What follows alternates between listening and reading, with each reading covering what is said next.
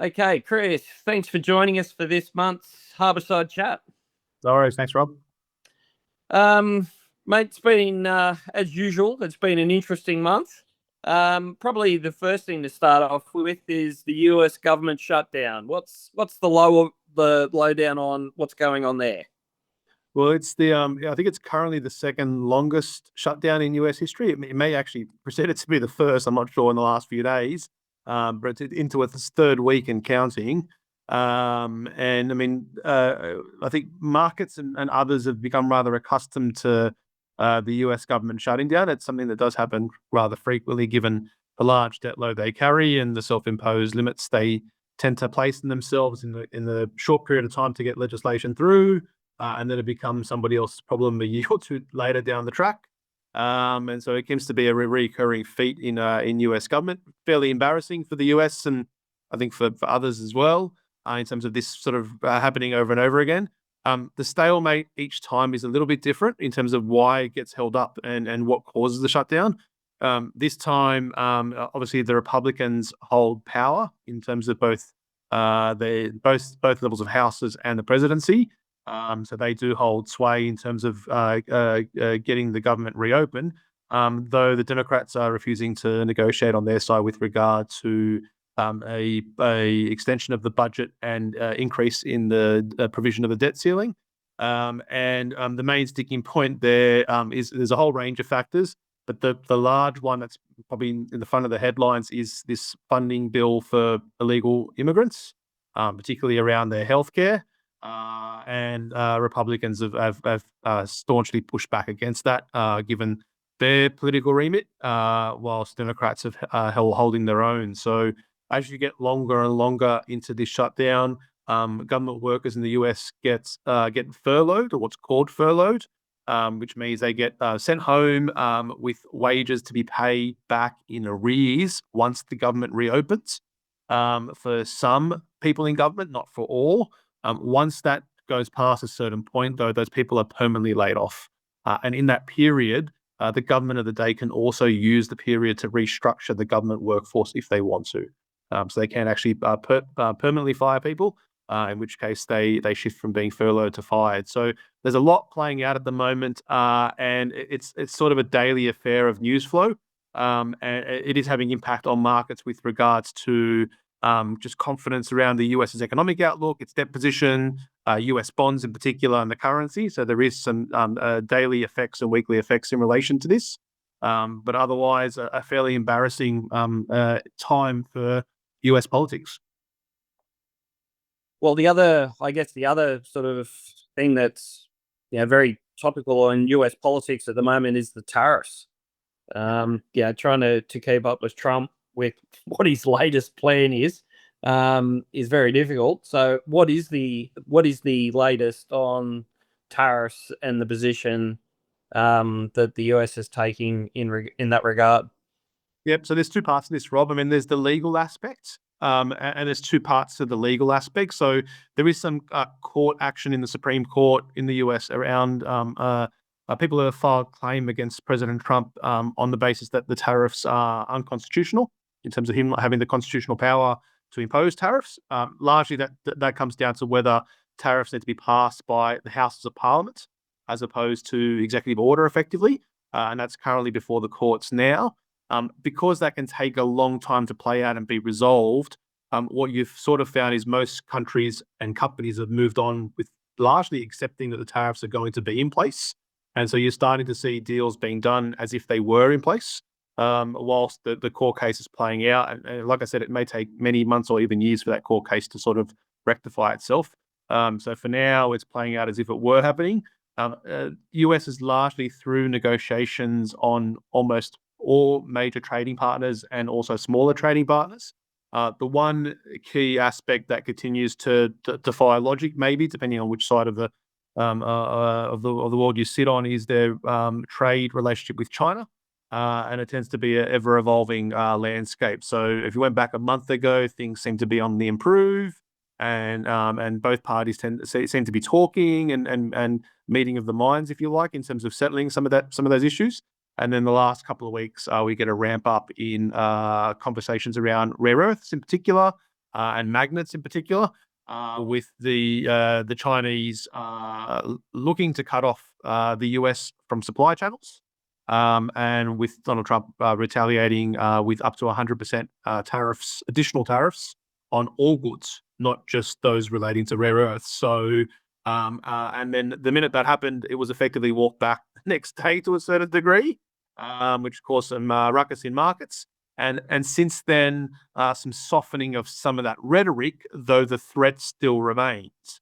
So we're sort of sitting in middle ground at the moment, and you can see that in daily pricing, whether it's spot commodity prices relating to rare earths, whether it's rare earth mining companies, which we have a few here in Australia, in terms of the gyrations in their share price, but it's an ongoing battle in relation to those rare earths, and those rare earths are critical minerals and elements into almost any piece of technology today. So anything that involves technology today must have those rare earths in them. And so it is a critical piece of commodity infrastructure for any sort of AI, economic growth, data centers going forward. So it's an integral part and something that needs to be sorted out. But we are seeing the US try to maneuver itself away from dependency on rare earths from China. But like anything, given the integrated nature of some of those global supply chains over many decades, it will take many, many years for countries to work their way out of this and become somewhat less reliant on China for some of these goods and services. Yeah, well, I mean, the thing about particularly the rare earths is they're not actually that rare. It's the refining and the processing that's the difficult component.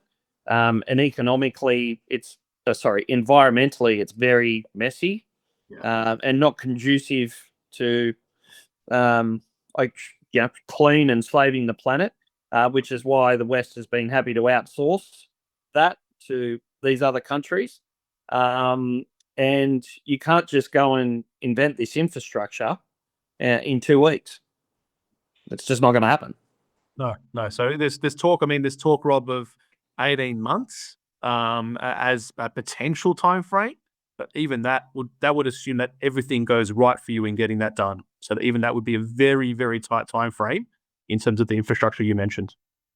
And in my sort of readings, the other assumption is that we've actually got people that can undertake this. Yes. And if we haven't been doing this for a couple of decades, I don't think it's outlandish to think that we probably don't have the people who are skilled. No, you're right. We don't have the expertise. I mean, the most nearest example we have of this is semiconductors. And whilst that gets done in Taiwan, and recently the US for the better part of the last 12 months has spent a lot of money bringing that expertise from Taiwan to America for Americans to be retrained. That's not the case for rare earths, where the processing largely gets done in China, and China's not renting out their expertise to the US anytime soon for the US to get ahead of this. So it's definitely not the same case here. So like you said, the expertise in doing this over a long period of time is also critical in relation to this processing of those rare earths. Yeah, no, indeed. Now, speaking of the US, mate, I understand that you were a visitor there recently. Yes, I did. So what were you up to? I was, it was two parts. If you consider Hawaii, the US, some do, some don't. I was there with the family. So that was the early part of the trip. One key takeaway of that, outside of the family stuff, was just the inflation on the ground. Inflation pretty rampant across that island.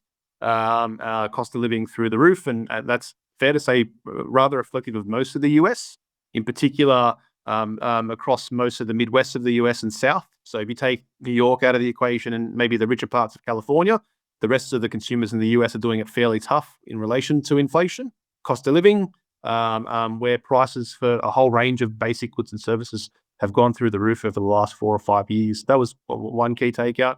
The second trip was its own echo chamber, if you like, and that was in Beverly Hills in LA, where the wealthy tend to partake their lives. And it was for a conference. It's the world's largest alternatives conference, private markets as well. And obviously you got to hear and see from a range of very large investors across that part of the market. And what we are seeing there is a lot more, not just product, but money being put to work in private markets. So by private markets, I mean unlisted assets or private equity, private debt, private property, private infrastructure being the 4 main categories. And there's a lot of money that's coming into that space. Historically, that's been the space of institutional investors. so big sovereign wealth funds, big pension funds.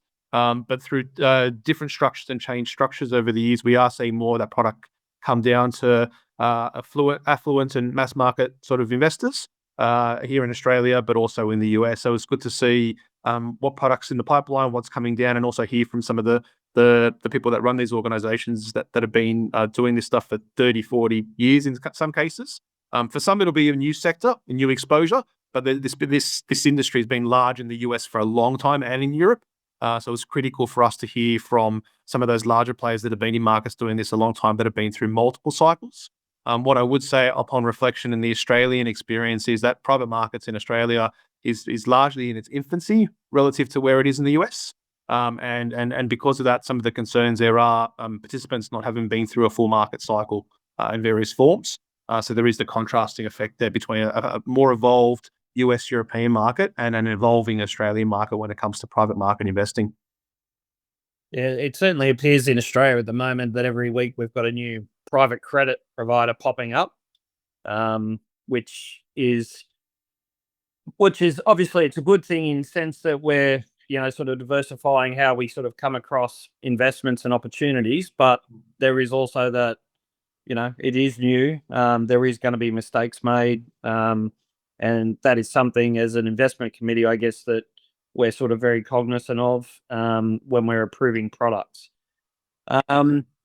So I guess probably the last thing was the precious metals. The precious metals have had a bit of a correction over the last week or so, which is really sort of the last couple of years. It's really been smooth sailing for precious metals. I guess probably the question that everyone's sort of asking is, well, is this, what does this move mean? And does it mean that the story of precious metals is now over?